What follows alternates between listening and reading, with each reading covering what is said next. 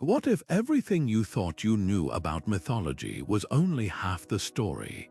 Picture your favorite ancient tales, the gods, the heroes, the monsters. Now imagine them shifting like sand over centuries, transforming with each retelling until they're nearly unrecognizable from their original forms. This isn't just speculation. It's the hidden truth behind the myths we think we know. Stories passed down through generations weren't frozen in time. They were alive, adapting to new cultures, new fears, and new beliefs. The Zeus you recognize from movies, he wasn't always the thunder-wielding king of Olympus. The terrifying Medusa, she might have started as something entirely different. And that's just the beginning. Mythology isn't a static relic of the past. It's a living, breathing conversation across millennia. Think of these stories as ancient whispers, each retelling adding a new layer, a fresh twist, or sometimes even a deliberate rewrite. A Sumerian hero becomes the inspiration for a biblical flood. A trickster god evolves into a Hollywood villain. A love story meant to teach a moral lesson gets repurposed as a philosophical allegory. These changes didn't happen by accident. They reveal how societies used myths to make sense of their world, to control narratives, or simply to entertain. But here's the real question. If myths could change so dramatically in the past, what does that mean for the stories we tell today? Over the next 24 revelations, we'll unravel the most astonishing transformations in ancient texts' tales that mutated across cultures, languages, and even religions.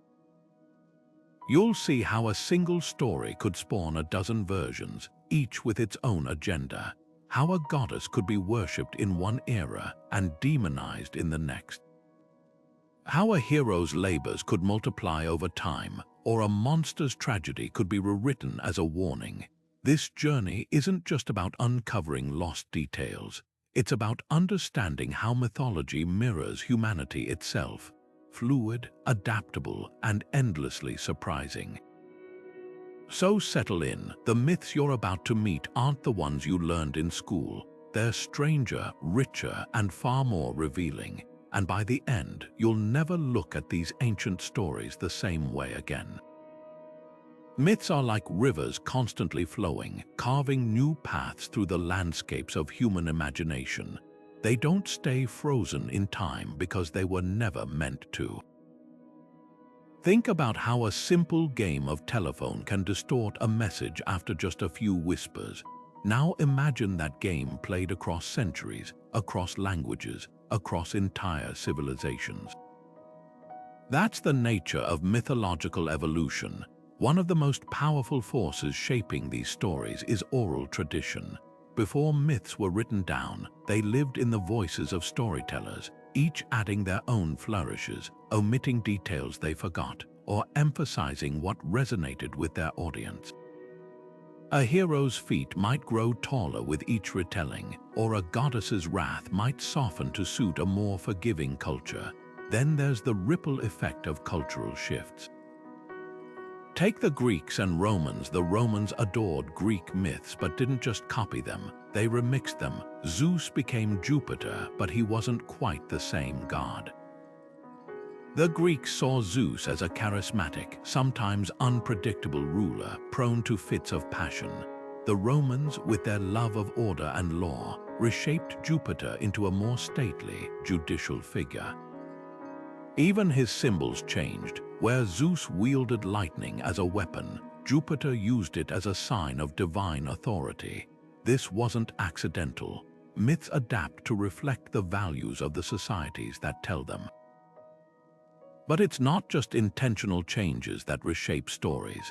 Scribes and translators played a huge role, often without realizing it. A single mistranslated word could alter a character's fate. Imagine a scribe working by candlelight, copying a fragile manuscript. Maybe they misread a faded line or skipped a worn-out passage. Over time, those small errors could snowball into entirely new versions of the story. Even the most careful scholars sometimes injected their own biases. Christian monks preserving Norse myths, for example, occasionally tweaked Loki's antics to make him seem more devilish, blurring the line between trickster and outright villain. All this raises a haunting question. Can we ever truly know the original version of a myth? The answer might be no, and that's what makes these stories so fascinating. They're not static artifacts but living traditions shaped by every hand and voice that carried them forward. Even the Epic of Gilgamesh, one of humanity's oldest written tales, isn't immune.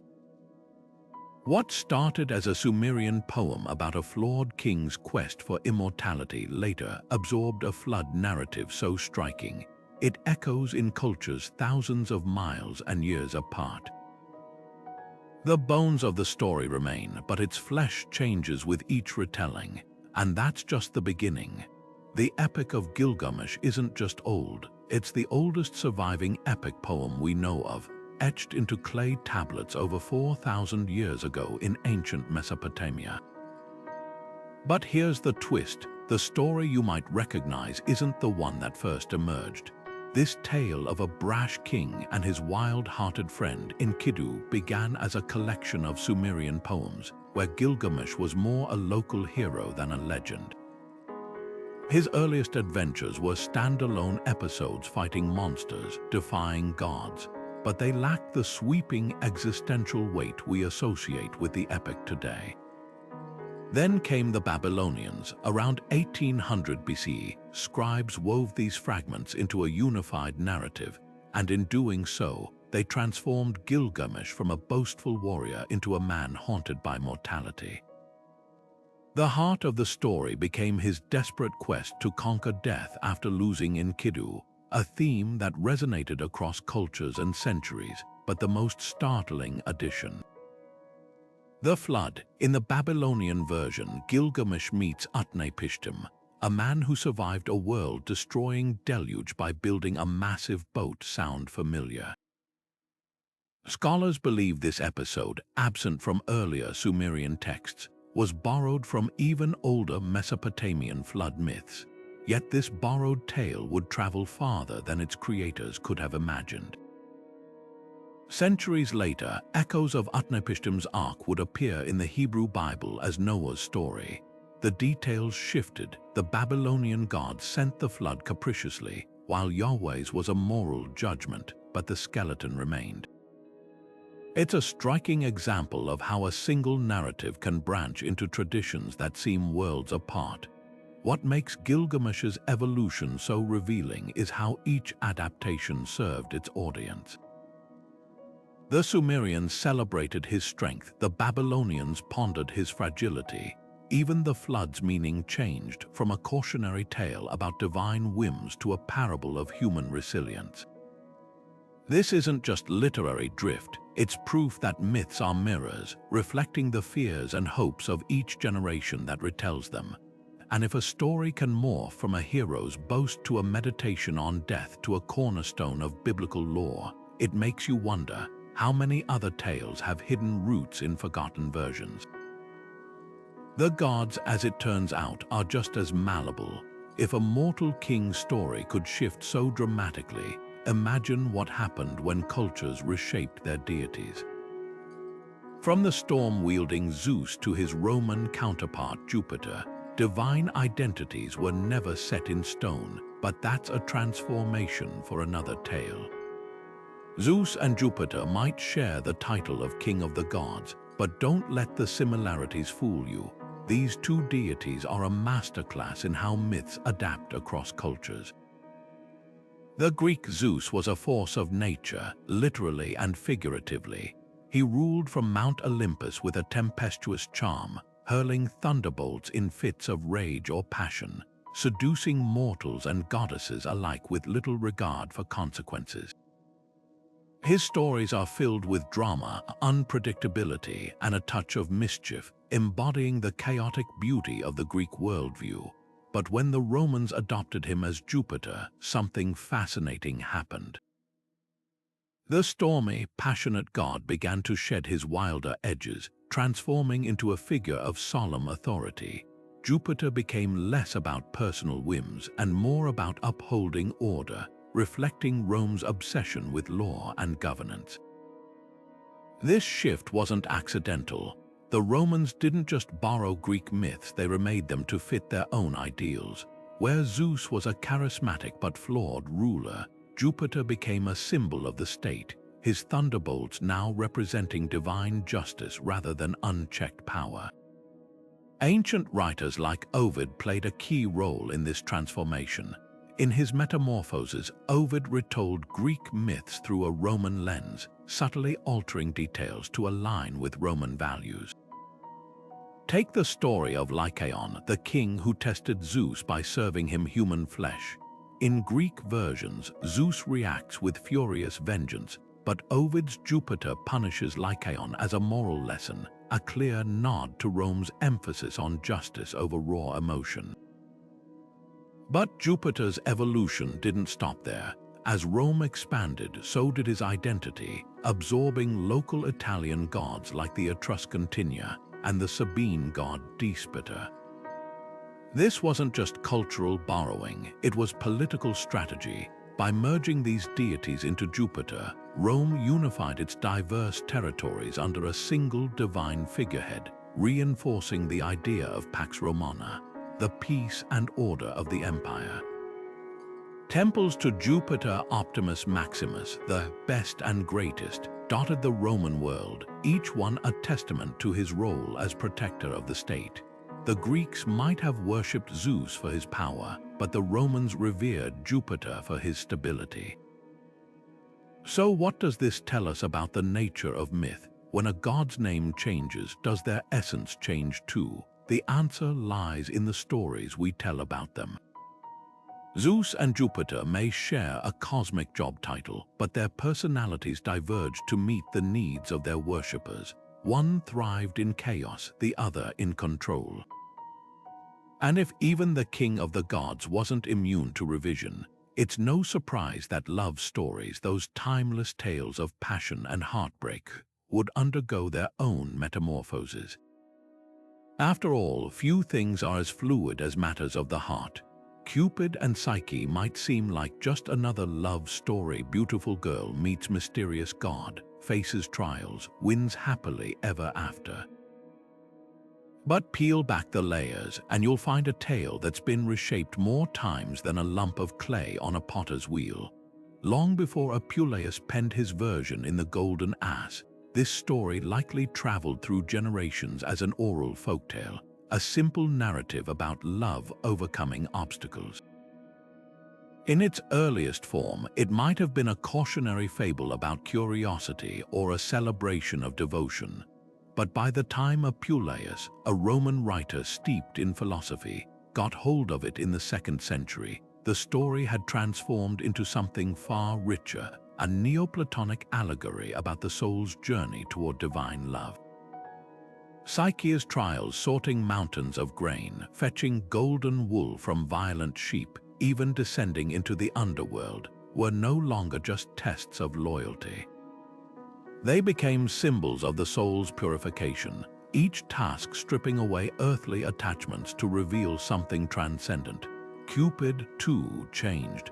Once perhaps a capricious love deity, he became a representation of higher, almost sacred desire. Apuleius didn't just tell a love story, he embedded it with layers of meaning that resonated with philosophers and mystics. The moment Psyche opens the forbidden lamp, spilling oil on Cupid, isn't just a betrayal, it's the soul's lapse into doubt, a fall from grace that requires redemption. Fast forward to the Renaissance and the story morphs again. Artists like Raphael and Canova didn't just illustrate Apuleius's text, they reinterpreted it through their own cultural lens. Psyche's struggles became less about spiritual ascent and more about humanist ideals, beauty, passion, the triumph of the individual. The forbidden lamp might symbolize not just doubt but the Renaissance thirst for knowledge itself. Even the ending shifts. where Apuleius emphasized Psyche's apotheosis, joining Cupid among the gods. Renaissance versions often lingered on their earthly reunion, celebrating human love as divine. So here's the question, can you spot the moral in each version? In the folktale, it might have been, trust your lover. In Apuleius, it's, the soul must suffer to ascend. By the Renaissance, it's, love conquers all. The same bones but new flesh each time. And if a story about love can twist so dramatically, imagine what happens to tales born from darker corners of the human experience, where monsters aren't just symbols but mirrors of our deepest fears. Medusa's story is one of the most startling transformations in all of mythology, a tale that twists from reverence to horror, from power to punishment. In the earliest Greek versions, she wasn't a tragic figure at all. Hesiod's Theogony describes her as one of 3 Gorgon sisters, monstrous from birth with serpent hair and a gaze that turned men to stone. She was a force of nature, a terrifying but neutral part of the mythical world, no more evil than a hurricane or a wildfire. But centuries later, Ovid rewrote her entirely. In his Metamorphoses, Medusa became a beautiful priestess of Athena, cursed with monstrous form after being assaulted by Poseidon in the goddess's temple. This shift wasn't just a creative choice, it was a cultural one. Ovid's Rome was a place where women's agency was tightly controlled, and his version of Medusa reflected that. Her beauty, once a divine gift, became her downfall. Athena's punishment, transforming her into a monster, framed her as collateral damage in a conflict between gods, her suffering recast as a warning about vanity or divine wrath. What's chilling is how this narrative echoes across time. Medusa's curse became a parable about victim blaming, her monstrous form a symbol of what happens when women are too beautiful, too vulnerable, or too closely tied to male desire. Later interpretations only deepened this distortion. Renaissance artists painted her as both alluring and horrifying, her severed head wielded by Perseus like a trophy. Even Freud twisted her into a symbol of male castration anxiety, reducing her to a psychological footnote. But here's the question, why does her story darken with each retelling? The answer lies in who controls the narrative. Myths about powerful women, especially those who defy or threaten male authority, often get rewritten as cautionary tales. Medusa's original role as a divine monster was stripped away, her complexity flattened into a lesson about obedience and punishment. Yet even in this grim evolution, there's resistance.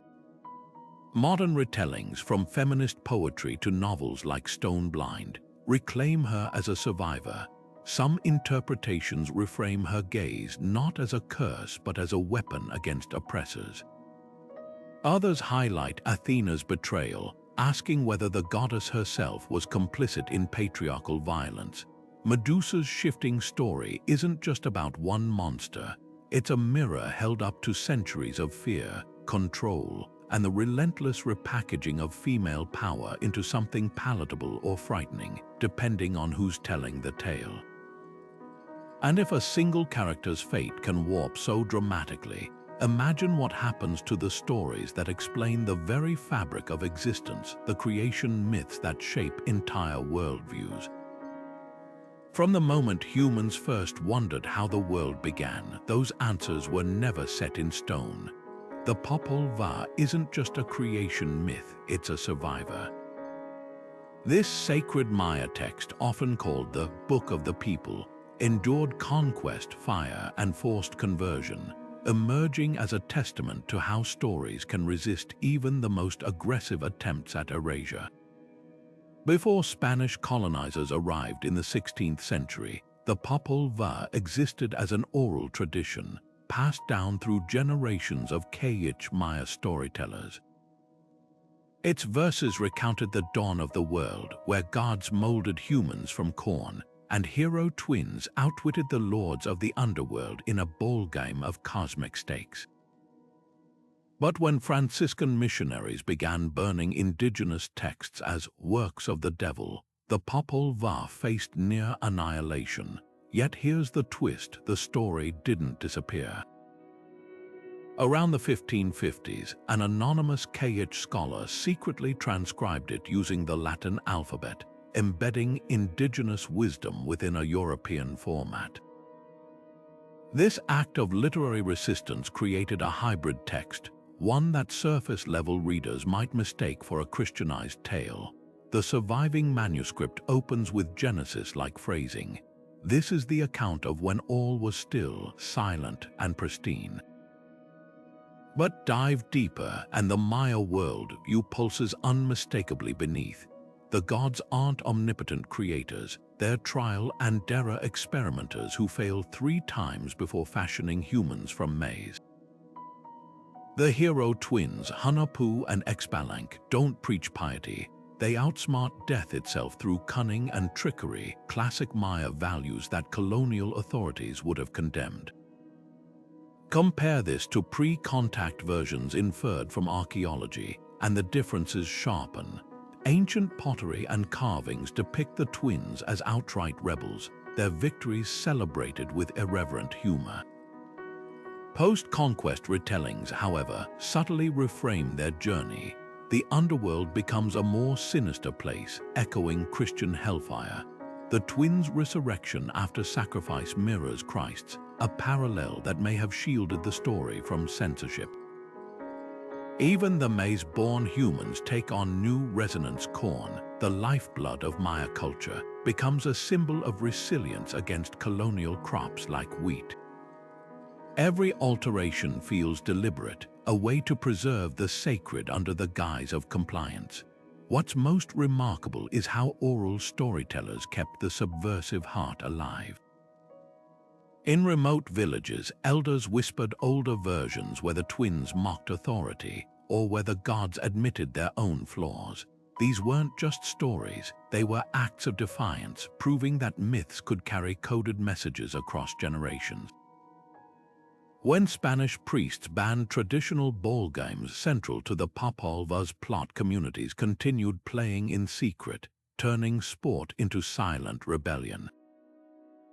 The myth didn't just resist erasure, it became a tool for cultural survival. So can myths truly withstand cultural erasure? The Popol Vuh answers with a defiant yes, but not unchanged.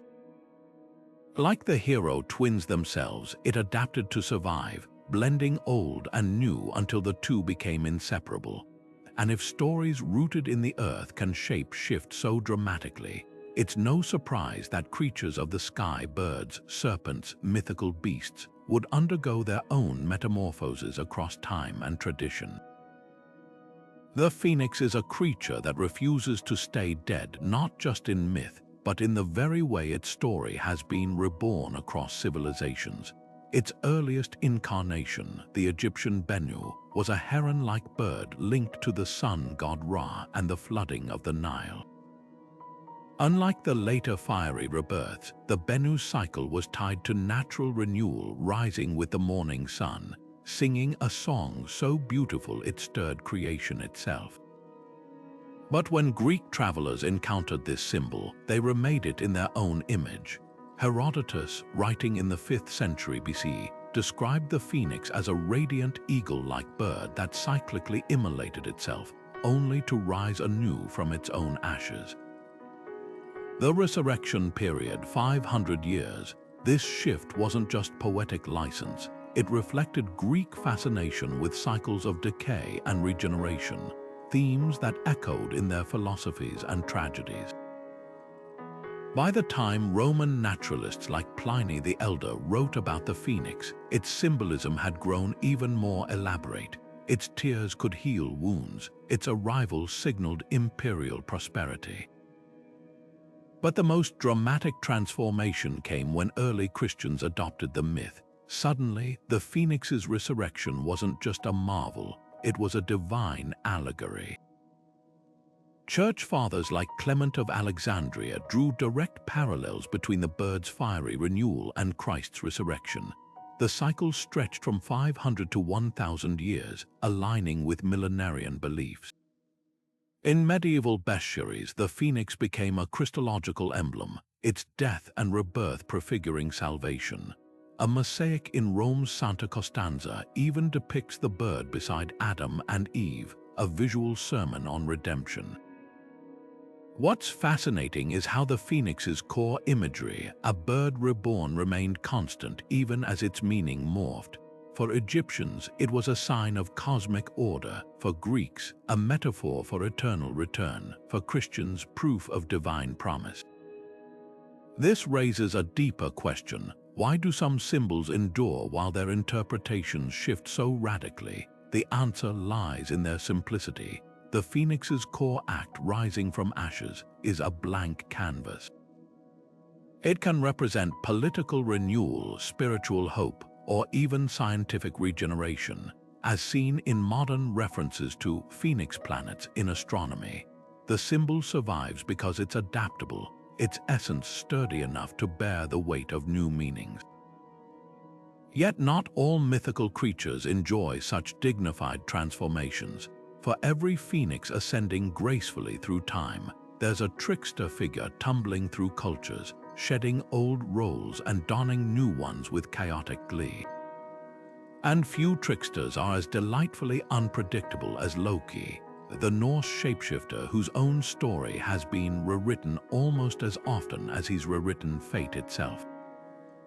Loki is the ultimate shapeshifter, not just in myth, but in the very way his character has morphed across centuries of storytelling. In the oldest Norse sources, the Poetic Edda and Prose Edda, he's a baffling contradiction, neither fully god nor outright villain, but something far more intriguing. He's the blood brother of Odin who engineers the death of Balder, the trickster who saves the gods with clever schemes only to lead their destruction at Ragnarök. Early Norse audiences would have recognized this ambiguity. Loki wasn't evil incarnate but a necessary chaos, the spark that both ignited and resolved crises. His shapeshifting wasn't just literal, it was symbolic of his role as a boundary crosser, blurring lines between friend and foe, order and entropy. But when Christian scribes began recording these tales in the 13th century, Loki's edges darkened. Manuscripts like the Codex Regius subtly reframed his antics. Where once he might have been a mischievous provocateur, post-conversion texts painted him as Satan-adjacent, a deceitful tempter whose lies echoed biblical serpent. Scholars still debate whether this was intentional demonization. Some point to passages where Loki's lips are sewn shut as punishment, a detail absent from earlier oral traditions but suspiciously reminiscent of medieval Christian imagery. Others argue his Ragnarök role as leader of the unworthy dead mirrors Hel's rebellion. Either way, the effect was clear. Loki became less a complex agent of chaos and more a straightforward antagonist. Fast forward to modern pop culture, and the transformation accelerates. Marvel's Loki, charismatic and tragic, owes more to romantic antiheroes than medieval manuscripts. His cinematic arc, from villain to reluctant ally, simplifies Norse ambiguity into a digestible redemption narrative. Even his signature horns, now iconic, are a Hollywood invention. Viking art never depicted him that way. This raises a provocative question. Do modern retellings sand down mythic complexity to fit familiar tropes? The Norse Loki was neither hero nor villain, but a mirror reflecting humanity's capacity for both creation and destruction. His flattening into a brooding Tom Hiddleston type isn't just artistic license, it's a loss of the very ambiguity that made him compelling. Yet Loki's evolution isn't unique. Sacred epics, those cornerstones of cultural identity, have always been rewritten to suit new audiences. Take the Ramayana, where Sita's portrayal shifts so dramatically across versions. She becomes a litmus test for changing ideals of womanhood, but that's a transformation for another tale. Sita's journey from Valmiki's Ramayana to the Tyramachian is less a straight path and more a winding river, reshaping itself with every culture it touches. In the oldest Sanskrit version, attributed to the sage Valmiki around the 5th century BC, Sita is a figure of profound resilience. Abducted by the demon king Ravana, she endures captivity with unwavering virtue, but her story doesn't end with rescue. Valmiki's Sita faces a second trial, public doubt about her purity, and her response is astonishingly bold. When Rama asks her to prove her fidelity through fire, she enters the flames willingly, but later, after a second exile and more suspicion, she chooses to return to the earth itself, vanishing into the ground as a final act of autonomy. This Sita is neither passive nor powerless. Her choices, though heartbreaking, are hers, but cross into Southeast Asia and her character transforms. The Tyramachian, adapted from Hindu traditions but steeped in Buddhist values, softens Sita's edges. Here, she's often depicted as more docile, her fiery trials downplayed in favor of Rama's heroics. In some performances of Nang Yai's shadow puppetry, her disappearance into the earth is omitted entirely, replaced by a tidy reunion that aligns with Thai ideals of harmony. Yet in other regional versions, like the Javanese Sarat Rama, Sita gains startling agency. She isn't just abducted, she outsmarts Ravana, weaving a trail of her jewelry for Rama to follow, a detail absent in Valmiki. Even her birth story shifts. In some Tamil tellings, she's born from a furrow in the earth, tying her to the goddess of fertility, while in Laos's Phra Lak Phra Lam, she's a reincarnated deity, her suffering preordained as spiritual testing. What's revealing is how these changes reflect cultural priorities. In societies where female autonomy was valued, Sita's resilience shines. Where patriarchal norms dominated, her story becomes one of quiet endurance. Even the medium shapes the message. Kerala's Kudiyattam performances, which can stretch over days, linger on Sita's inner turmoil, while Cambodian ballet reduces her to a graceful silhouette, her emotions conveyed through stylized gestures. The question isn't just how Sita changes, it's who benefits from each version. Royal courts might emphasize her loyalty to bolster their authority. Rural oral traditions might highlight her cleverness to empower local women. So who gets to decide what a faithful adaptation looks like? The answer lies in who's holding the pen or the puppet. Myths don't cross borders intact, they adapt to survive, absorbing new meanings like roots drawing nutrients from foreign soil. And if a story as sacred as the Ramayana can flex without breaking, it's no surprise that figures revered across religions, like the legendary King Solomon, would gather even more astonishing twists as they leaped from scripture to scripture. King Solomon's legend is a masterclass in how a single figure can refract across faiths like light through a prism. Holy sage in one tradition, mystical sorcerer in another, and somewhere in between, a man who commanded demons with a ring. In Jewish texts like the Talmud, Solomon's control over spirits is treated with cautious reverence. The Babylonian Talmud describes him wielding a magical seal inscribed with God's name, compelling jinn to build the first temple. But there's an undercurrent of warning here. These passages emphasize Solomon's wisdom as the true source of his power, not the ring itself. When he grows arrogant, the Talmud suggests, his control slips a subtle lesson about humility even for the wisest of kings. The demons he masters aren't mindless minions, they're tests of his spiritual discipline, their subjugation fleeting and fraught with moral stakes. Shift to the Quran, and Solomon's story takes on a more miraculous glow. Surah Al-Naml recounts how Allah grants him dominion over the wind, the animals, and yes, the jinn, but here, there's no ambiguity about divine sanction. The jinn don't just build temples, they dive for pearls in Solomon's service, and when he dies, his death is concealed by a staff propping up his body, allowing the jinn to labor on until termites gnaw through the wood. This isn't just a tale of control, it's a testament to Allah's favor, where every creature, supernatural or not, bows to divine will through Solomon. The cautionary notes of the Talmud soften into a celebration of God-given authority, blurring the line between prophecy and magic. By the time medieval European grimoires like the Key of Solomon enter the scene, all restraint vanishes. These pseudo-epigraphs, penned centuries after Solomon's death, transform him into a full-fledged magus. His ring becomes a cosmic remote control for demons, complete with elaborate sigils and incantations. The Testament of Solomon, an early Christian text, lists demons by name and function like a supernatural employee roster.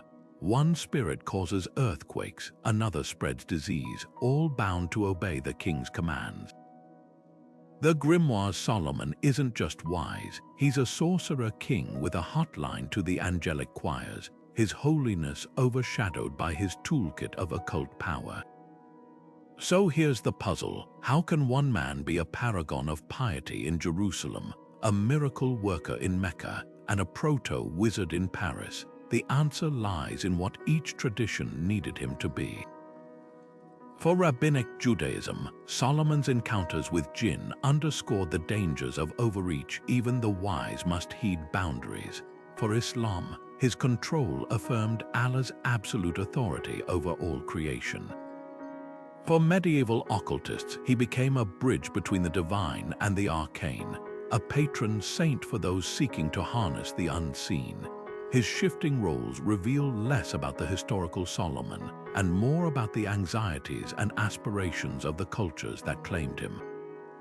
And if a king's legacy can splinter into so many identities, imagine what happens to the creatures that scuttle, soar, and slither through these stories, the animals whose symbolic weight shifts with every telling. From serpents of temptation to lions of divine might, the animal kingdom in myth is never just background scenery. Their transformations are next. Sun Wukong, the Monkey King, burst onto the scene in 16th century China as the ultimate divine troublemaker, a whirlwind of chaos, wit, and unchecked power.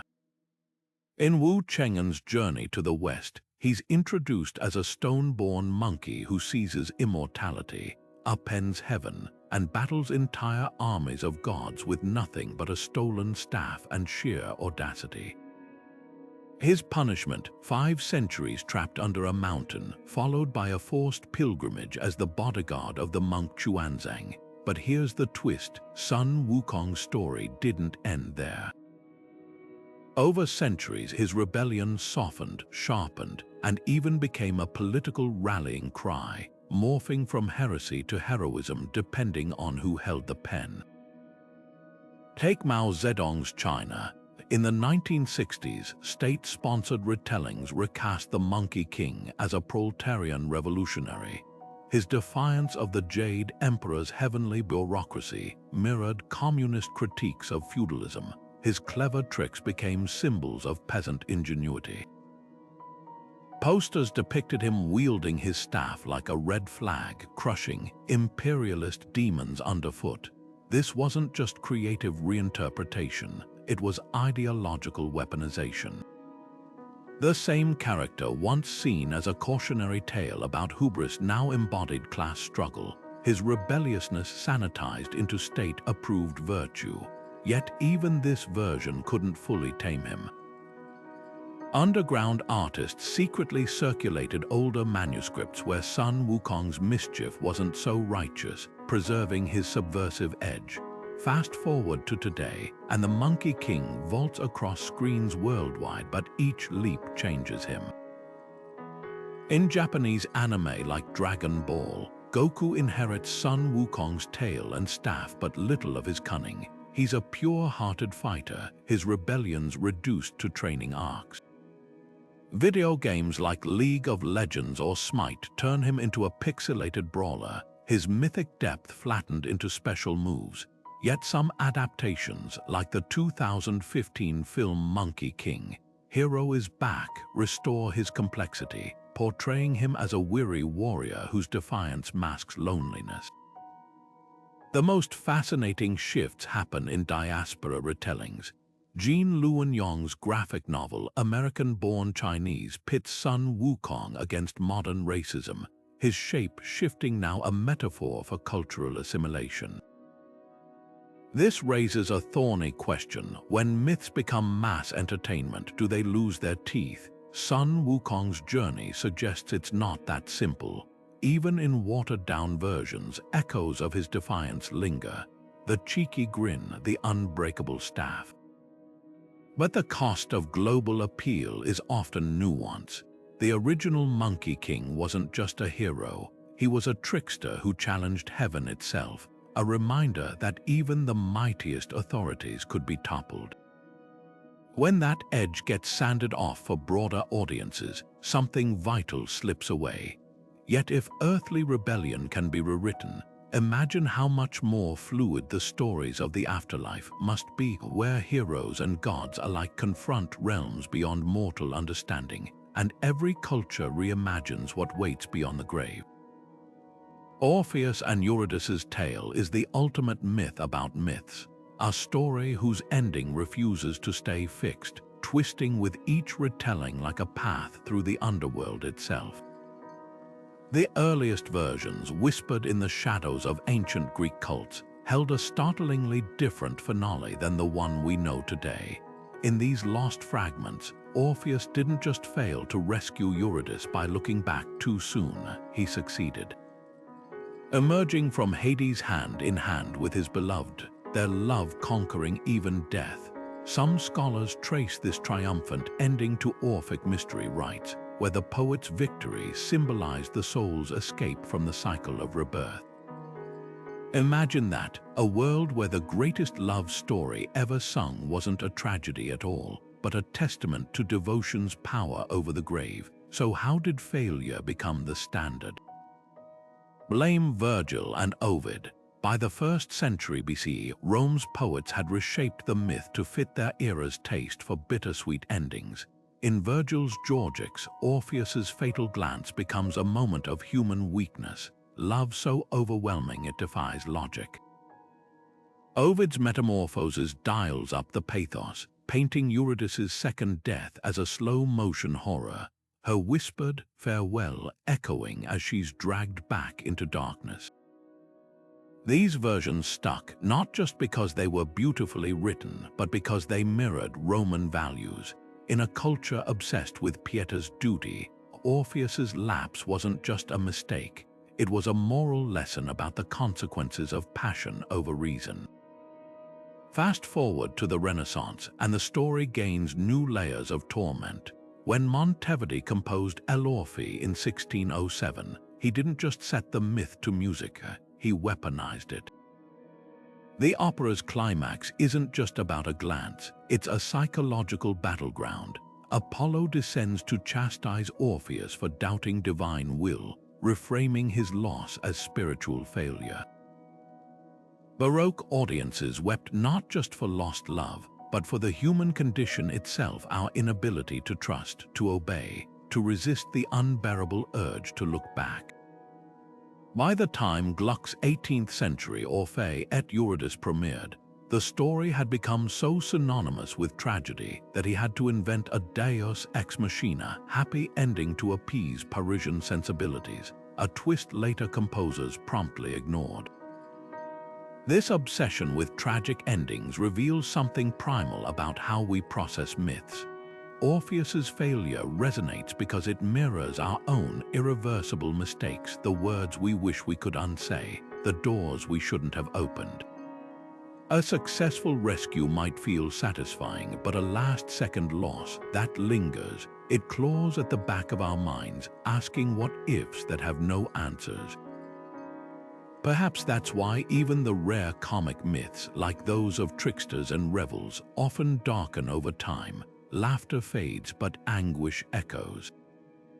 And if a story as ancient as Orpheus's can still make us ache with every retelling, Imagine what happens when myths aren't just about love lost, but about cunning surviving against all odds, like a spider spinning tales of resistance from the threads of oppression. Anansi the spider didn't just survive the Middle Passage, he wove his way through it, spinning tales that carried the weight of a people's defiance.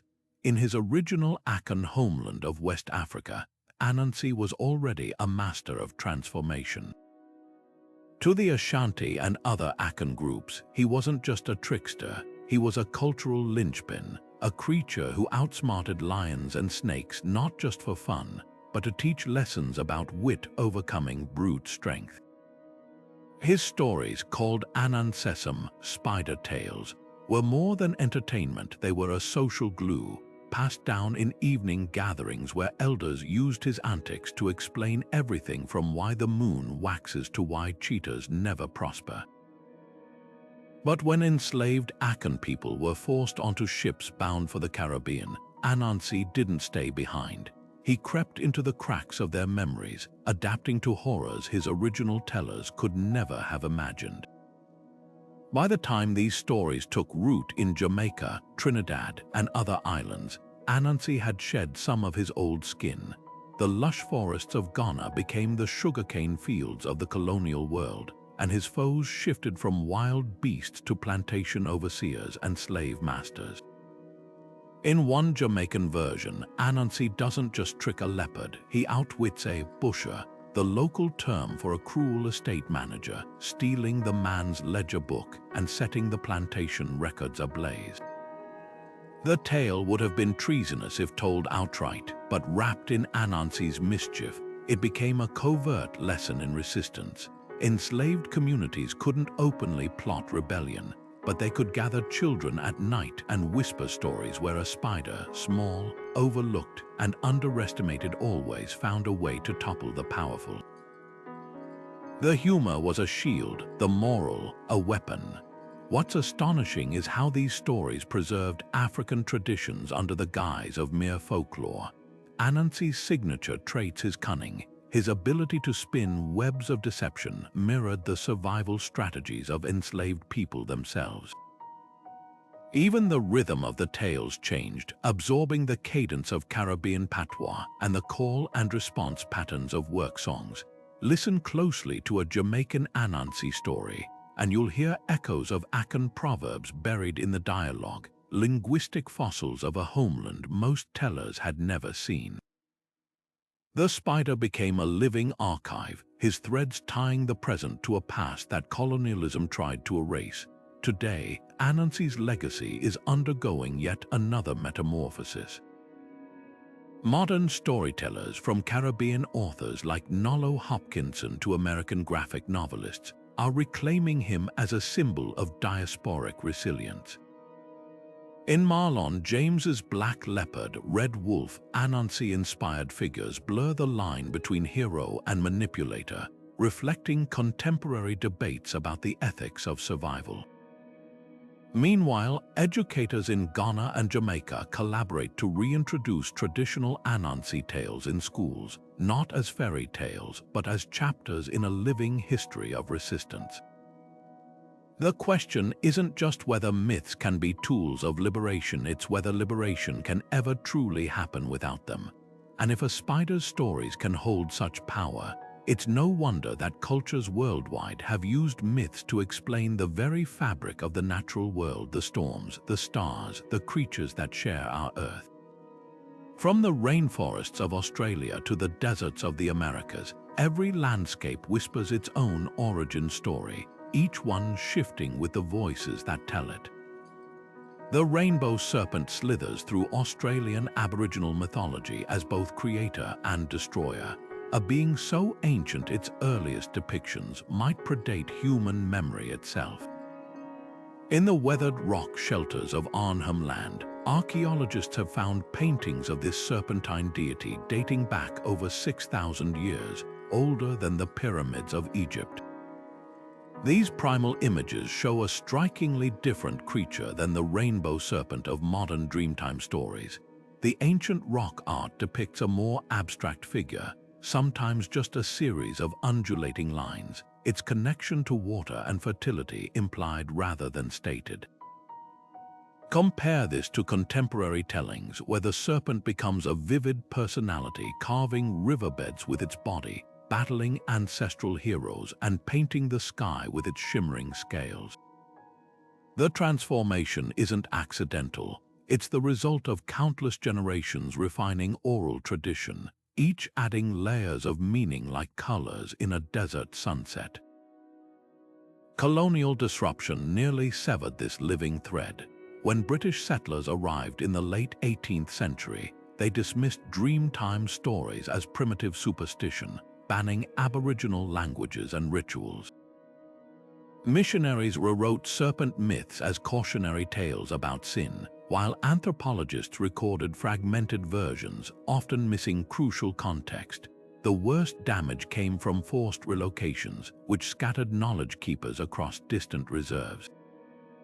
In some communities, elders stopped passing down certain serpent stories entirely, fearing punishment or ridicule.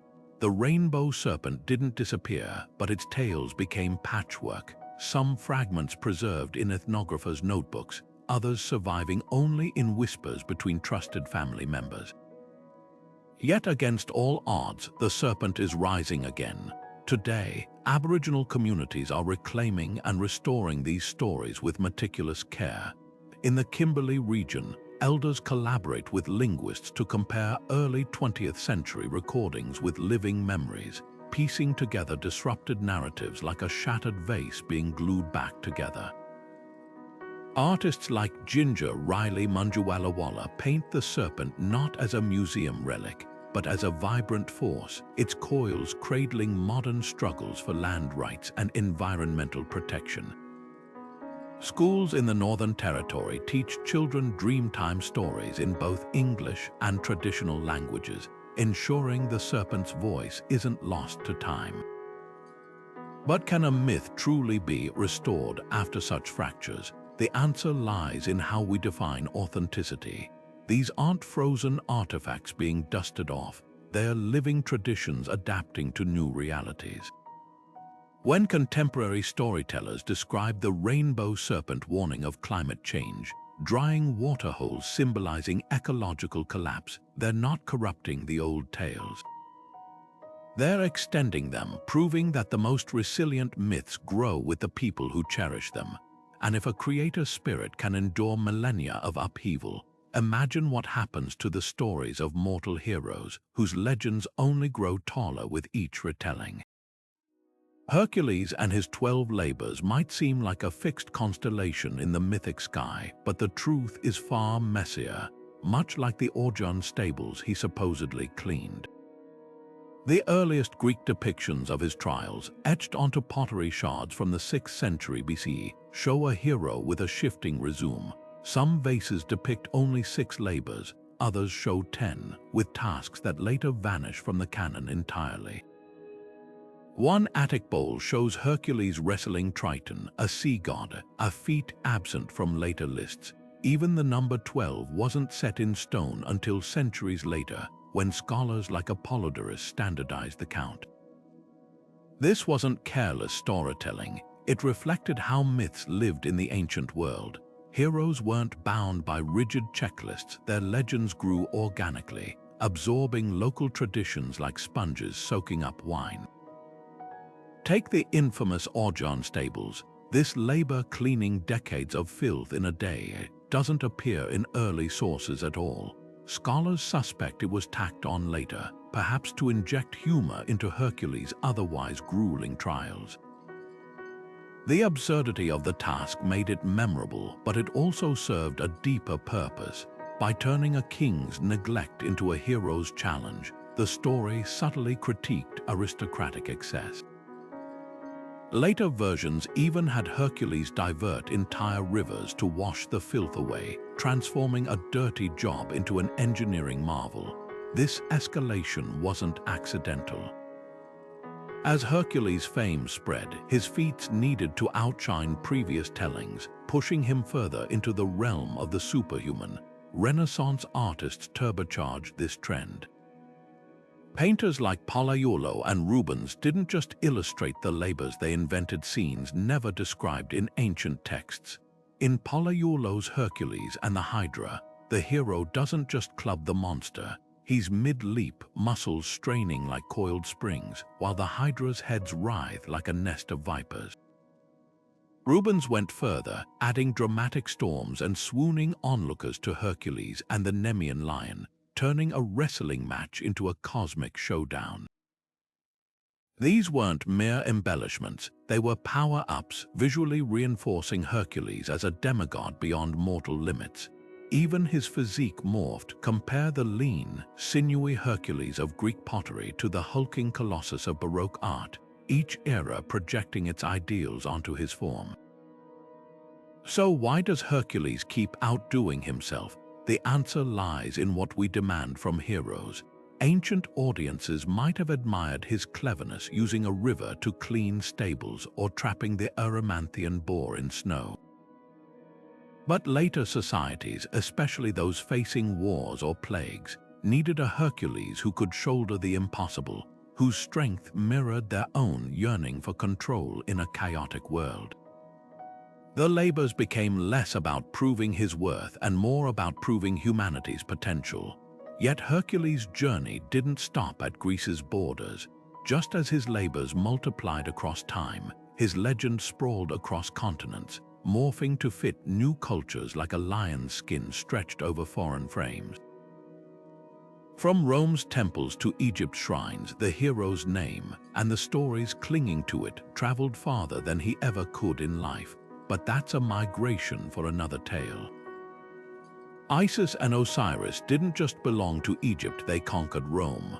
By the 1st century BCE, their cult had sailed across the Mediterranean, docking in ports from Pompeii to Londinium, and what happened next was less a conversion than a cosmic remix. The Egyptian goddess Isis, once depicted with a throne-shaped crown and ankh in hand, began merging with local deities like a divine chameleon. In Greece, she absorbed traits of Demeter, becoming a motherly protector of harvests. Sicilian coins showed her with Ceres' wheat sheaf, while Roman frescoes draped her in Hellenistic robes, her once distinctive Egyptian iconography softening to suit foreign eyes. Osiris, meanwhile, evolved from a god of the underworld to a universal symbol of resurrection, his green-skinned visage appearing on amulets as far north as Hadrian's Wall. This wasn't mere cultural exchange, it was a theological takeover, and it happened because Isis and Osiris offered something Rome's native gods couldn't: intimate salvation. The Roman elite didn't just tolerate these foreign deities, they embraced them with strategic flair. Emperor Caligula rebuilt Isis's temple in Rome's Campus Martius, while Caracalla commissioned a massive sanctuary in her honor near Naples. But the most telling co-option came from Augustus.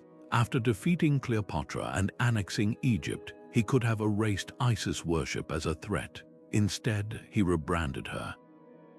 Coins minted under his reign showed Isis nursing his adopted son, Gaius Caesar, a not-so-subtle hint that Egypt's divine mother now nourished Rome's future. Temple inscriptions from this period reveal how rituals adapted too. Traditional Egyptian chants were translated into Latin, but the core rites, like the Navigia Misides, where a flower-laden ship was launched to bless the spring tides, remained eerily familiar, just with Roman priests officiating. Why did these imported gods outshine homegrown ones? The answer lies in their flexibility. Isis's priests promised personal communion with the divine, a stark contrast to Rome's impersonal state cults. Initiates into her mysteries underwent dramatic rebirth rituals, emerging with new names and secret knowledge. A 2nd century fresco in Herculaneum shows a woman trembling as she kneels before Isis, her face lit with ecstatic terror, an emotion you'd never see in the rote sacrifices to Jupiter. Osiris, with his annual death and rebirth cycle, offered comfort in an empire plagued by war and plague. His cult didn't just survive, It thrived by slotting into Roman anxieties like a key fitting a lock. But the most fascinating twist came when technology entered the mix. As Rome's empire sprawled, so did Isis's reach, thanks to innovations like mass-produced terracotta figurines and portable shrines. Miniature statues of her could be carted along trade routes, her image stamped on lamps and rings. The goddess once carved into temple walls now fit in a soldier's pocket.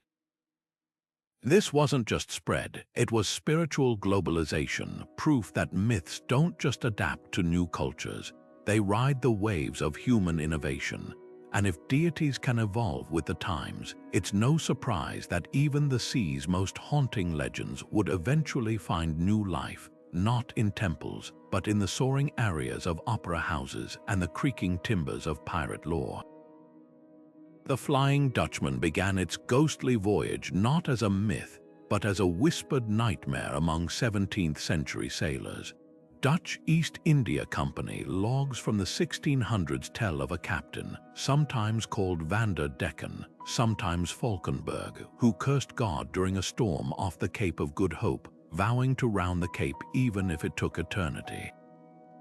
The earliest pamphlets described it as a straightforward cautionary tale, divine punishment for hubris, with the ship condemned to haunt the waves as a spectral warning. Mariners swore they'd seen its tattered sails glowing against storm clouds, a harbinger of doom for any vessel that crossed its path. But here's where the story mutates. By the late 18th century, German Romantic poets had transformed this naval bogeyman into something far more haunting, a symbol of the restless human spirit, forever chasing unattainable horizons. Enter Richard Wagner in 1843.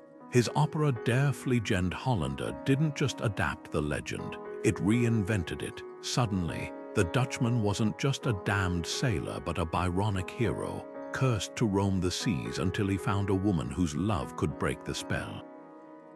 Wagner's libretto wove in themes of redemption and sacrificial love, turning a sailor's ghost story into a metaphysical drama. The music itself mirrored this shift, where original Dutch accounts emphasized the horror of the phantom ship's appearance. Wagner's overture conjured the vast, crushing loneliness of eternity at sea. This wasn't just artistic license. It reflected the 19th century's obsession with the sublime, the terrifying beauty of the infinite.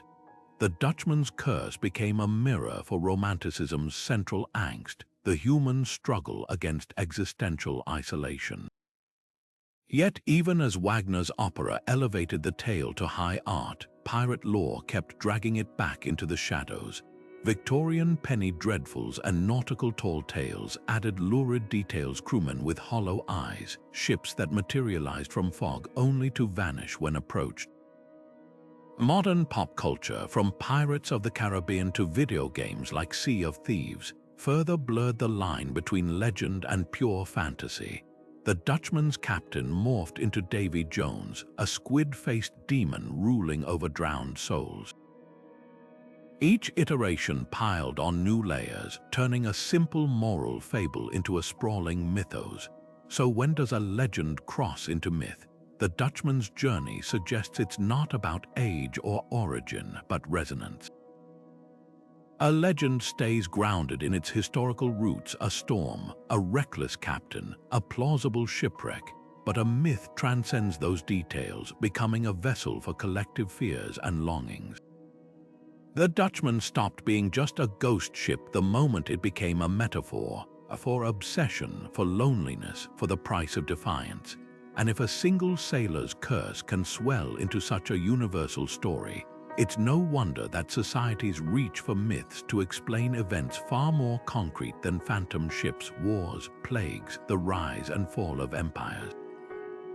After all, history may record the facts, but it's myth that gives them meaning. King Arthur might be the most reinvented figure in Western mythology, a shadowy warlord who became a chivalric ideal, a Christian messiah, and even a New Age mystic, all while his sword Excalibur keeps changing hands across the centuries. Historians still debate whether he was based on a real 5th century British chieftain fighting Saxon invaders, but here's the twist. The less we know about the historical Arthur, the more his legend grows. The first written account, Geoffrey of Monmouth's 12th century History of the Kings of Britain, paints him as a conquering hero with Merlin by his side, but this wasn't history, it was propaganda. Geoffrey's Arthur united Britain against foreign threats, a not-so-subtle parallel to the Norman rulers of Geoffrey's time, who needed a mythic precedent for their own reign. Excalibur here isn't even called Excalibur yet, it's Caliburnus, a Latinized name borrowed from Welsh legends, its magic downplayed to keep Arthur grounded in pseudo-history. Fast forward to the 15th century, and Thomas Malory's Le Morte d'Arthur reshapes the legend entirely. Written in an English prison during the Wars of the Roses, Malory's version isn't about political legitimacy, it's about fractured ideals. His Arthur is a tragic figure, undone by adultery and betrayal, his round table a symbol of unity crumbling into discord. Excalibur transforms too, no longer just a weapon. It's a divine gift from the Lady of the Lake, its scabbard making Arthur invincible until it's stolen, sealing his fate. Malory's twist reveals a deeper truth. Myths adapt to the anxieties of their age. Geoffrey's Arthur reflected imperial ambition. Malory's mirrored a England tearing itself apart, desperate for a lost golden age. But Arthur's evolution didn't stop there. The Victorians resurrected him as a moral paragon for the British Empire, Tennyson's Idyls of the Kings scrubbing away the adultery and violence, turning Camelot into a glittering allegory for Victorian piety. Then came the 20th century, where Arthur morphed again into a psychedelic symbol in Excalibur, 1981, a disillusioned veteran in The Once and Future King, even a star-crossed alien in Star Trek. Each era's Arthur reflects its obsessions: post-war disillusionment, New Age spirituality, or modern identity crises. And what of Excalibur? Its origins shift like mist over Avalon. In Welsh lore, it's Caled Fulch, a lightning-bright blade wielded by heroes predating Arthur. French romances rebrand it Excalibur, linking it to the sword in the stone, a later addition, merging two separate legends. By the time Monty Python lampooned it as a weapon with ridiculous engraving rules, the sword had become a cultural Rorschach test: divine right, personal destiny, or just really good marketing. So why does every culture need a once and future king? Perhaps because Arthur isn't just a man, he's a blank parchment. We inscribe him with our hopes for unity, justice, or redemption, then watch as history or Hollywood erases and rewrites him all over again. His enduring power lies not in his past, but in our endless present need for a leader who might return when the world is darkest. And if a king's legend can bend so fluidly to our desires, imagine what happens to the stories of those who defy moral categories entirely: the tricksters, the outcasts, the figures who force us to question not just who rules but what's right. Pandora's box isn't a box at all, it never was. The mistake traces back to a single mistranslation in the 16th century, when the scholar Erasmus of Rotterdam was rendering Hesiod's works and days into Latin. Hesiod's original Greek described Pandora opening a pithos, a large storage jar commonly used for grain or wine in ancient Greece. But Erasmus, perhaps influenced by the Latin pyxis, a small cosmetic box, swapped the jar for a dainty casket. The error stuck thanks to the printing press's spread, and by the time artists like Rossetti and Waterhouse painted the scene, Pandora was forever peering into an ornate, lockable box, an object far more suited to Victorian ideas of feminine secrecy and containment than the humble, utilitarian jar of Hesiod's world. This tiny linguistic slip had colossal consequences.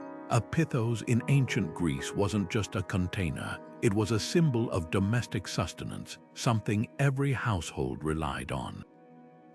Pandora opening it wasn't just unleashing evil, she was disrupting the very foundation of daily life. The jar's size also matters. A pithos would have been heavy, earthbound, requiring effort to topple, making Pandora's act one of physical agency. Contrast that with the delicate box of later art, which frames her curiosity as frivolous, almost decorative. The box's lockable nature added another layer, implying that evil could have been contained if Pandora had simply obeyed. Suddenly, a story about cosmic misfortune became a parable about female disobedience, all because of a single word's mistranslation. Feminist retellings have seized on this discrepancy to reclaim Pandora.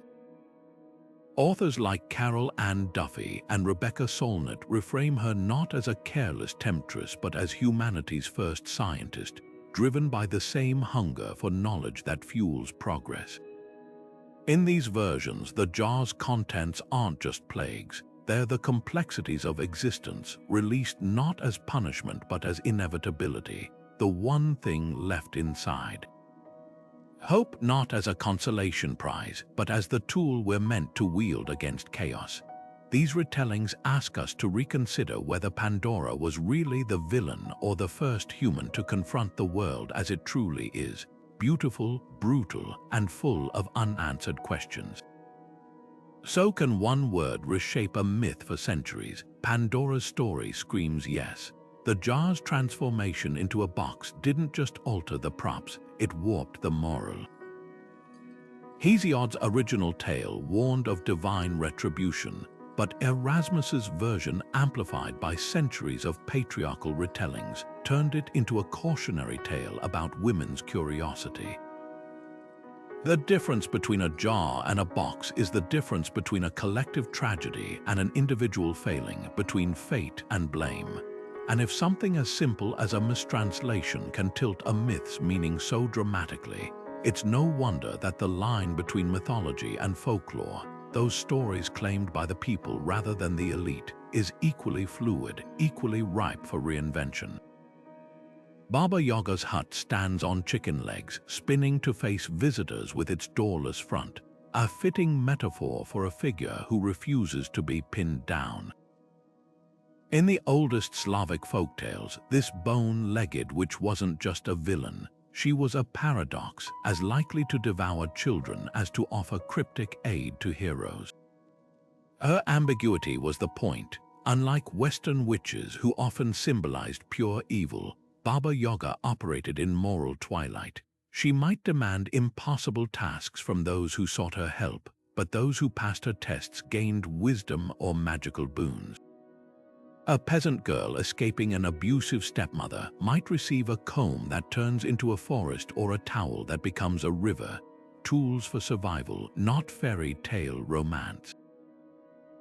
This duality made her both terrifying and revered, a reflection of pre-Christian Slavic views where power wasn't neatly divided into good and evil. The Soviet era tried to tame her.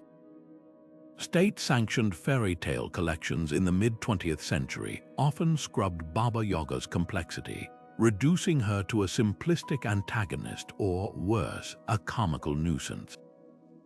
In propaganda cartoons, she became a bumbling capitalist hag, her magic weakened by greed, a far cry from the awe-inspiring crone of oral tradition. This sanitization wasn't accidental. A figure who embodied untamed feminine power, who answered to no authority but her own, was dangerously subversive in a regime obsessed with control. Even her hut spinning, once symbolic of her unpredictability, was reframed as mere whimsy. The message was clear: chaos must be contained, and wisdom comes only from approved sources. Linguistic archaeology reveals even deeper layers. Baba Yaga's name might derive from the Proto-Slavic Baba, old woman, and Yaga, possibly linked to the Serbo-Croatian Jeza, meaning horror. But some scholars trace Yaga to the Sanskrit yogini, suggesting ties to ancient Indo-European spirit women who straddled the line between healers and haunters. This linguistic web hints at a figure far older than her fairy tale, a remnant of pre-pantheon goddesses who governed life, death, and the messy space between. So why do so many monsters evolve into mentors? Baba Yaga's journey from feared witch to feminist icon in modern retellings like The Witch or John Wick's Ruska Roma lore mirrors society's shifting anxieties. We reclaim the hags, the outcasts, the untamed women when we need their wisdom most. Her resurgence today, whether as a tattooed cottagecore guardian or a gruff but fair guide in fantasy novels, speaks to a hunger for ambiguity in a world still obsessed with binaries. After all, the best myths, like her hut, never stay still. They rotate to face us anew, revealing what we fear, what we lack, and what we secretly long to become. The Minotaur wasn't always the snarling beast of Greek myth, at least not in the way we imagine him today. Ancient vase paintings and early texts like Hesiod's Theogony depict him as a literal monster, his bull-headed form a grotesque symbol of unnatural union, born from Queen Pasiphae's cursed desire for a sacred bull. In these versions, he's pure antagonist, a flesh-eating terror trapped in Daedalus's labyrinth, demanding Athenian sacrifices until Theseus slays him. But modern retellings have cracked open the labyrinth's walls, revealing something startling, a creature more tragic than terrifying. Novels like The King Must Die by Mary Renault or The Minotaur Takes a Cigarette Break by Stephen Sherrill reimagine him as a lonely outcast, a victim of his own biology, wrestling with consciousness in a world that calls him abomination. Even artists like Picasso, who returned to the Minotaur motif obsessively, painted him as both brute and martyr, a duality that forces us to ask who the real monsters are. Pasiphae's role in this story has undergone its own metamorphosis. Ancient sources framed her as a cautionary tale, a queen cursed by Poseidon to lust after a bull, her shame birthing the Minotaur. But feminist scholars like Mary Beard and Adrienne Mayer spotlight the double standard. Why is Pasiphae vilified for a divine punishment she didn't choose? In Ovid's Ars Amatoria, she's reduced to a punchline, yet contemporary writers like Natalie Haynes recast her as a woman trapped in a god's cruel game, her monstrosity a projection of patriarchal fears. When Pasiphae crafts a wooden cow to seduce the bull, is she a pervert or a resourceful survivor? The answer depends on who's holding the pen. This raises the thorniest question of all: who gets to redefine a monster? The Minotaur's shifting identity from abomination to antihero mirrors our own evolving ethics. Ancient Greeks used hybrid creatures to embody cultural taboos, reinforcing boundaries between human and beast, order and chaos. But today, as we grapple with inclusivity and neurodiversity, the Minotaur becomes a metaphor for the other, the autistic child, the immigrant, anyone deemed too different to belong. Even Theseus's role gets scrutinized. In some modern versions, he's not a hero but a colonizer, slaughtering Crete's native monster to assert Athenian dominance.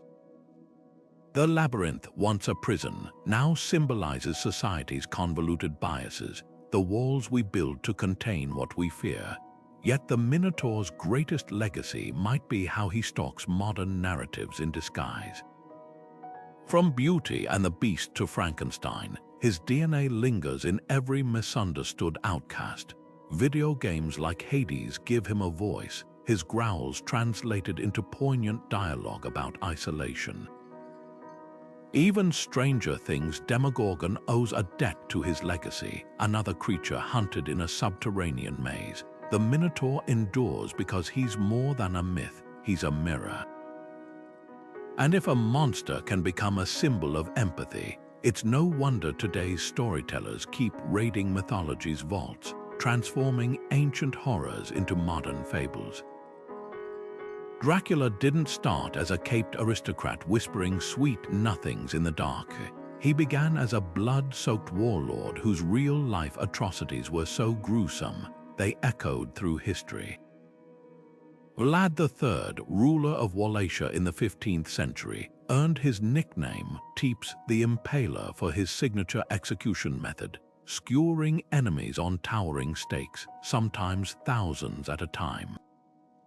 Ottoman chronicles describe forests of writhing victims outside his capital, a tactic so horrifying it stalled invading armies in their tracks. Yet this historical monster didn't become Dracula overnight. Bram Stoker's 1897 novel stitched together fragments of Vlad's legend with older, darker threads: Slavic folklore's Strigoi, restless corpses who drained the living, and Hungarian tales of Elizabeth Bathory, the Blood Countess who bathed in virgin's blood. The result, a vampire who wasn't just a monster but a sophisticated predator, his cruelty refined into quiet menace. Film catapulted Dracula from gothic horror to tragic icon. F.W. Murnau's 1922 Nosferatu, an unauthorized adaptation, portrayed him as a rat-like plague bringer, all elongated fingers and sunken eyes, a far cry from the elegant nobleman Stoker envisioned. But it was Bela Lugosi's 1931 performance that cemented the vampire's romantic allure. With his hypnotic stare and flowing cape, Lugosi's Dracula oozed aristocratic charm, his violence implied rather than shown. By 1992, Francis Ford Coppola's Bram Stoker's Dracula dialed up the tragedy, framing the Count as a cursed lover mourning his reincarnated bride. Suddenly, audiences weren't just scared of Dracula, they ached for him. This wasn't accidental. Hollywood's golden age needed villains with depth, figures whose darkness made their flickers of humanity all the more devastating. So why do villains evolve into anti-heroes? Dracula's transformation reveals an uncomfortable truth. We're drawn to monsters who mirror our own complexities. Vlad's indiscriminate brutality repels us, but Dracula's loneliness, his centuries of grief, feels strangely relatable. He's no longer just a historical tyrant or a folkloric nightmare. He's a metaphor for obsession, immortality's curse, even the seductive danger of repressed desire. Each era molds him to its anxieties: Victorian fears of sexuality, post-war disillusionment, modern fascinations with immortal antiheroes. The more we understand human darkness, the more we crave monsters who wear it elegantly. Yet Dracula's greatest trick isn't shape-shifting, it's surviving. While other myths fade, he thrives in every medium, from anime to breakfast cereals. His secret: adaptability. Stoker's novel was already a pastiche of real history and folklore. Film, comics, and TV simply continued the tradition. Today's Dracula might be a Netflix heartthrob or a Castlevania warrior, but his core remains: the eternal outsider, too human to dismiss, too monstrous to redeem. And if a blood-drinking warlord can become a cultural chameleon, it's no surprise that even the wildest legends like Ireland's answer to the Hulk get polished for modern tastes. Chulainn's battle frenzy wasn't just a quirk, it was a full-body metamorphosis so terrifying, ancient Irish scribes compared it to a lightning strike splitting a tree. In the oldest versions of the Táin Bó Cúailnge, Ireland's epic cattle raid tale, the hero doesn't merely fight, he unravels. His body contorts into something monstrous. One eye bulges while the other shrinks. His muscles twist like coiled ropes, and a radiant hero's light erupts from his forehead. This warp spasm, as translators call it, wasn't just for show. It symbolized the divine fury of the Celtic war gods, a sacred madness that made him unstoppable. But when Victorian scholars like Standish O'Grady began translating these texts in the 19th century, something curious happened. The warp spasm was sanitized, reduced to a mere fit of rage, or omitted entirely, its grotesque poetry deemed too barbaric for refined British audiences. The same translators who adored Greek heroes like Achilles, whose battlefield wrath was celebrated, couldn't stomach an Irish hero whose power erupted from his body like a force of nature. Modern scholars are untangling these distortions. Manuscripts like the Book of Leinster, written in the 12th century but preserving older oral traditions, describe Chulainn's transformations in visceral detail, his jaw unhinging like a serpent's, his calves and thighs swapping places. These weren't flaws, they were proof of his liminality, a half-mortal, half-divine figure straddling the human and supernatural worlds. Contemporary retellings, from graphic novels like The Cattle Raid of Cooley to Patrick McCabe's novel The Stray Sod Country, are restoring this primal intensity. Even the Irish language revival movement emphasizes the original Old Irish terms Ryastrad for the warp spasm, Luan Laith for his warrior's light, reclaiming a lexicon that colonial translations had stripped of its power. Yet this revival raises a provocative question. Can a myth survive when its rawest edges are sanded off? The Victorians didn't just censor Chulainn's fury, they reframed his entire character. Their versions cast him as a noble, self-controlled knight, a Celtic Lancelot, far removed from the shape-shifting demigod of Irish lore. This wasn't just aesthetic preference, it was cultural erasure. By downplaying his chaos, they severed ties to pre-Christian Celtic values, where war wasn't just about honor, but about channeling the untamed wildness of the land itself. Today's creators, from animators at Cartoon Saloon to heavy metal bands like Chulainn, are reversing that damage. Their Chulainn isn't a polished hero but a storm given human form, his body a battleground between civilization and primal force. So are civilized retellings less authentic? The answer lies in who defines civilization. Myths like Chulainn's thrived because they refused to be tamed, their violence and beauty intertwined. When we sanitize them, we don't just lose the gore, we lose the truth. His warp spasm wasn't a bug, it was the point. A hero who could distort his own flesh was a living metaphor for Ireland's resilience, its ability to warp and twist under pressure without breaking. And if a single hero's story can stretch across centuries without snapping, it's no surprise that even the most localized myths eventually outgrow their homelands, spinning new threads in the global tapestry of storytelling. The monkey and the turtle might seem like a simple fable about sharing, or not sharing, a banana tree, but this tiny Filipino folktale has traveled farther than its creators could have imagined, mutating with every border it crosses. In its original Tagalog versions, passed down through pre-colonial oral traditions, the story is a masterclass in subversion. The quick-witted turtle tricks the greedy monkey into climbing a tree they've planted together, then cheats him out of the fruit by threatening to stab the trunk with a bolo knife. The monkey, fearing a fall, agrees to an unfair split, all the bananas for the turtle, mere scraps for himself. It's a cheeky lesson about resourcefulness and justice, wrapped in the rhythms of Filipino rural life. The rustle of banana leaves, the glint of a farmer's blade. But when Japanese publishers adapted it in the early 20th century, something fascinating happened. The bolo knife vanished, replaced by generic thorns on the tree. The turtle's cunning was softened into polite cleverness, the monkey's greed downplayed to simple foolishness. The story still worked, but its teeth, the sharp edge of class critique lurking in the original, had been filed smooth for foreign audiences.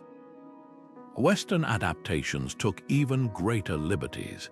A 1940s American children's book transformed the turtle into a noble sage teaching the monkey the value of fairness, complete with Disney-esque illustrations that erased all cultural specificity. The banana tree became an apple tree, the tropical setting, a generic woodland. Stripped of its Filipino roots, the tale could have been Aesop's fable number 201. Yet something surprising emerged from these changes: universality. The core dynamic trickster outsmarts oppressor resonated from Tokyo to Toronto, proving that certain narrative bones transcend geography. Kids who'd never seen a banana tree still grasped the turtle's triumph as their own. But what's lost when a myth sheds its skin? The original Tagalog tale isn't just about wit, it's a microcosm of pre-colonial Filipino values.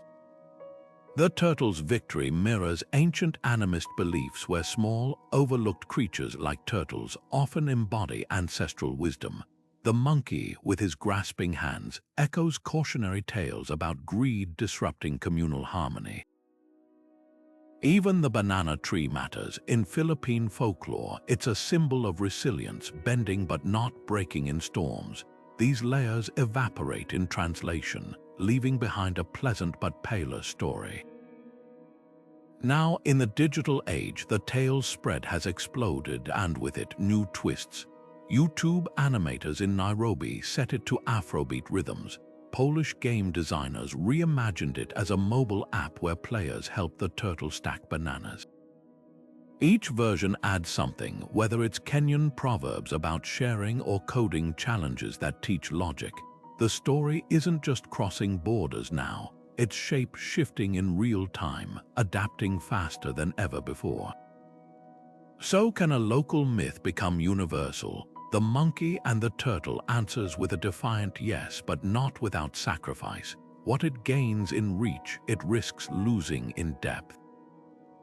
Yet perhaps that's the fate of all stories that travel. They become passports, not time capsules, changing hands until their origins blur into something new. And if a single banana tree can spawn 1,000 interpretations, imagine how myths born in the digital wildfire, stories like Slenderman, forged in forums and fueled by collective imagination, will evolve when their creators aren't just villages or scribes, but millions of strangers typing in the dark. Slenderman didn't crawl out of the internet's shadows fully formed. He was stitched together from fragments of older nightmares. In 2009, a forum user on Something Awful named Eric Knudsen pieced him together for a Photoshop contest, creating a towering, faceless figure in a suit, his elongated limbs twisting unnaturally. But the roots of this digital boogeyman stretch back centuries. German folklore's Der Grossmann, the tall man, lurked in Black Forest tales, a silent watcher who spirited away children who wandered too far. Dutch legends spoke of the Slender, a spectral banker who collected debts in souls. Even Japanese Nopperabo, faceless ghosts, echo in Slenderman's blank visage. What set this modern monster apart wasn't his appearance, it was how he spread. Unlike traditional myths, which traveled mouth to mouth over generations, Slenderman went viral in weeks, mutating with each repost, fanfic, and YouTube parody. The real magic or horror of Slenderman was how he became a crowd-sourced legend. Creepypasta forums didn't just share his story, they built it collaboratively. One user would describe his habit of lurking near playgrounds. Another added his ability to stretch his arms like taffy. A breakout YouTube series, Marble Hornets, turned him into a found footage antagonist, complete with cryptic symbols and glitch effects. By the time the 2014 stabbing incident made headlines, where two teens claimed they were sacrificing a friend to Slenderman, the line between fiction and belief had blurred entirely. This wasn't just storytelling, it was collective myth-making in real time, a digital campfire where anyone could toss another log on the fire. What makes Slenderman revolutionary isn't just his origins, but his afterlife. Most internet memes fade, but he stuck, evolving beyond his creators. Video games like Slender, the 8 pages turned him into an interactive nightmare, while ARG's alternate reality games let players track him through fake API files and scrambled voicemails.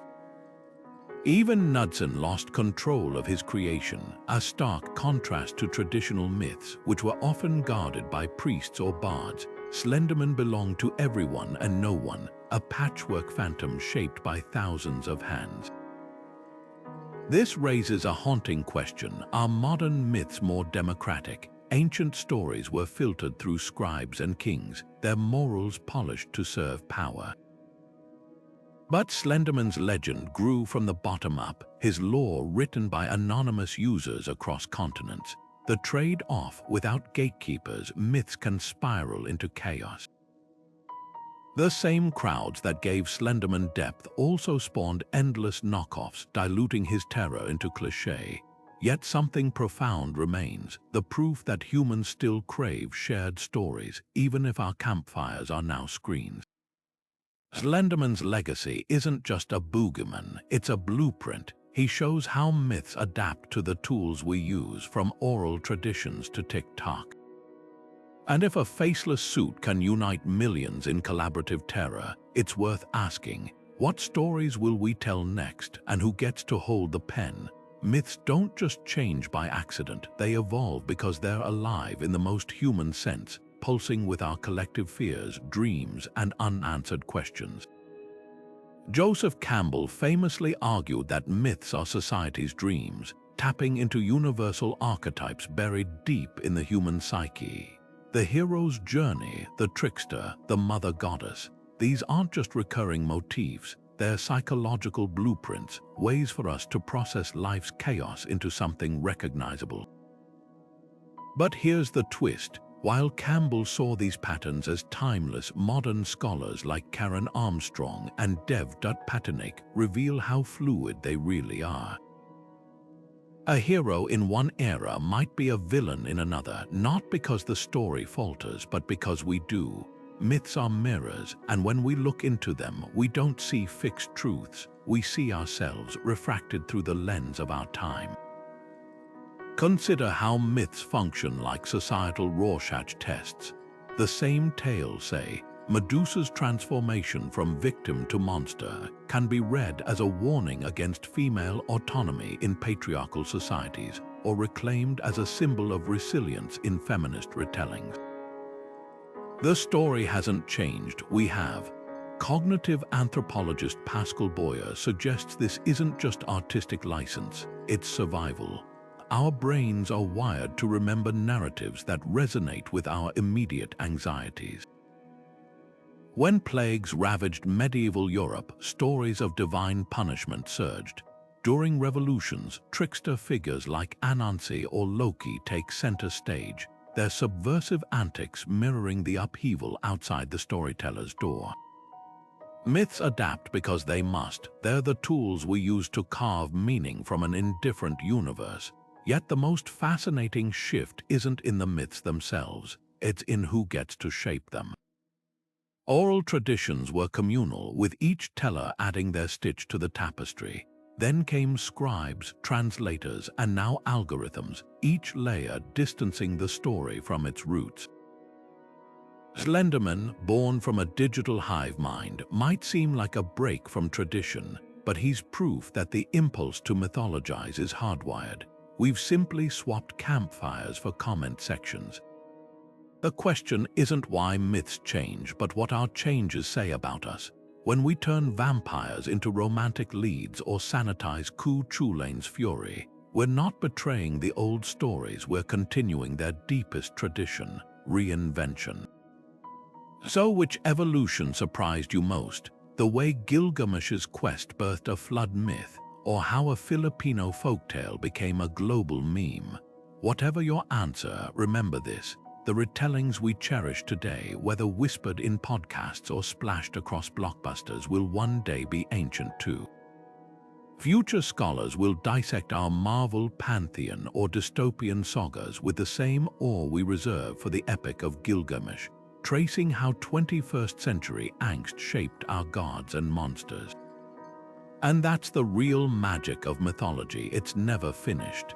It grows as we do, a shadow cast by the light of human imagination, always stretching, always new.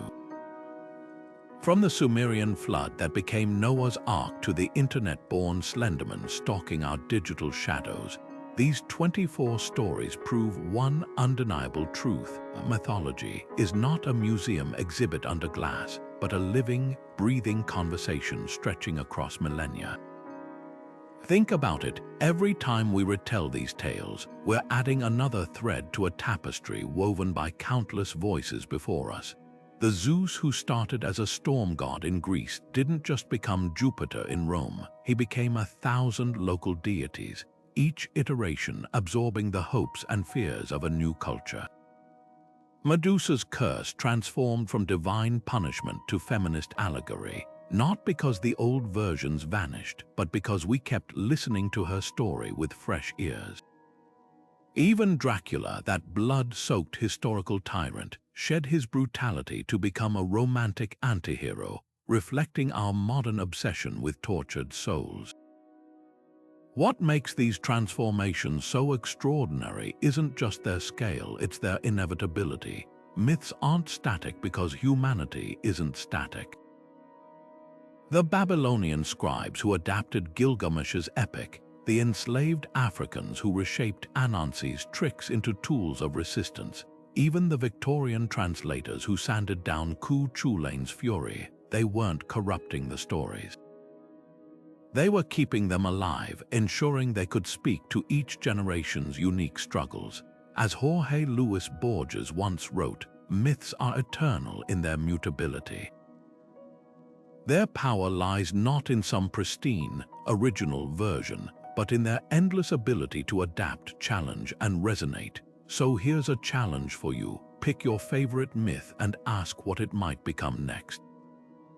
Could King Arthur return as a tech billionaire building a digital Camelot? Might Baba Yaga evolve into a viral TikTok sage, dispensing cryptic advice between dance trends? The stories we've explored today are proof that no tale is ever truly finished. They're just waiting for the next voice to pick them up and spin them forward. Drop your wildest myth makeovers in the comments. We're all part of this unbroken chain of storytellers now. And if you've loved unraveling these ancient threads with us, hit subscribe. There are always more stories hiding behind the stories, and we're just getting